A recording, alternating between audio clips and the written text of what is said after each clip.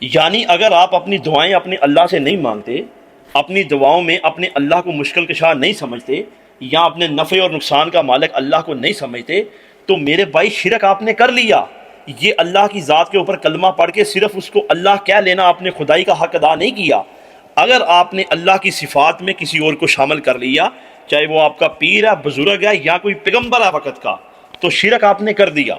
یہ ساری کی ساری میرے اللہ کی صفات ہیں، دعا کی شکل میں، غیب کی شکل میں، نفع اور نقصان کا مالک، آپ کو شفا دینے والا، آپ کو اولاد دینے والا، ہر چیز کا رازق و مالک میرا اللہ ہے۔ اور اگر آپ نے ان صفات میں کسی کو بھی شامل کر لیا تو میرے بھائی یہ شرک ہے قرآن کے مطابق۔ کفار مکہ کیا کرتے تھے؟